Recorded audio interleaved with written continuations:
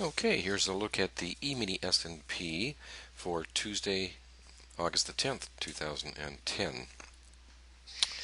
So starting off here with the overnight profiles included.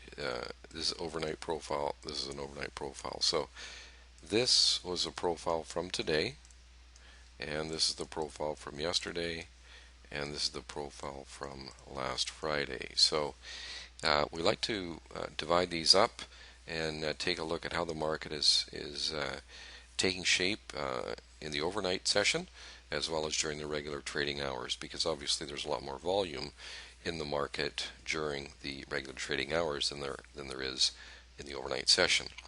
So we had mentioned that we had liked in the support area and around 17 to 18. And our next support area down below that was at 1110. Well, you can see here today, here's our overnight trade got down to 1275, and then in the regular session here today, it hit down to 1108 and change. So there's some pretty good selling that came in prior to the big news today, which is not always that uncommon, so-called sell the rumor buy the fact, and that's what they actually did this time. So with the kind of rally that the market had after that FOMC news was released, obviously the bears couldn't push it any lower, and the bulls came back in and gave it a good rally. Once the news was released, the market rallied about a dozen points, so a nice move higher. Although the move higher did seem to attract some fairly good selling pressure. So we're going to be monitoring very closely the 22 to 17 area to see if the market can actually um, remain within that range in the overnight session. Should it dip down below 17, then once again we're looking at the 1110 area. So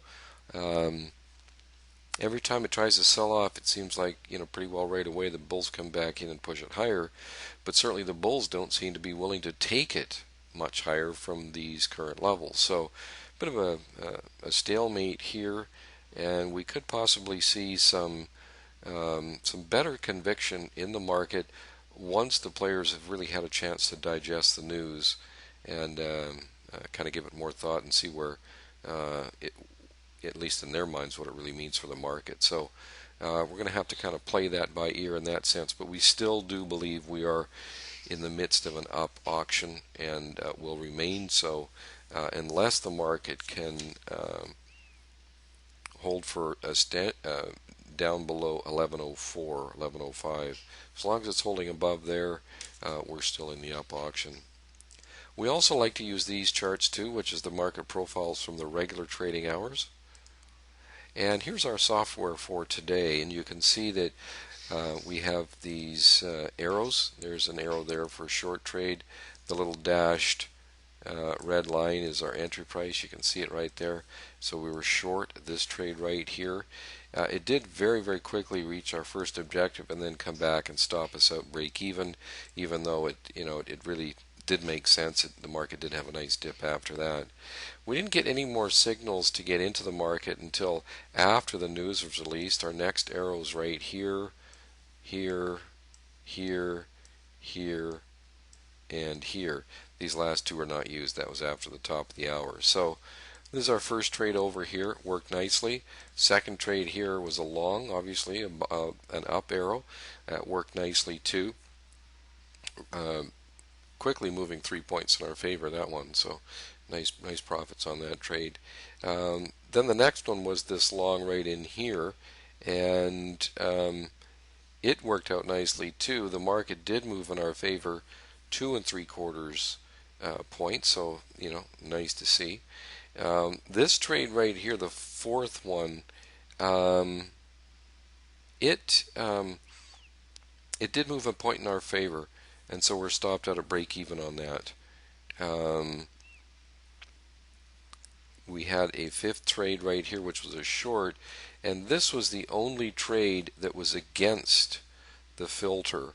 So it did move against us 1 3/4 before it had the nice down move, but It was not a trade that we were taking because of the our intraday bullish bias within the day-to-day auction, and of course our intraday with the green filter, and green means up. So, and then the last trade we have was a long one. You can see right in here. That was the sixth trade for today, and that was this long that was triggered just fairly soon after the news was released.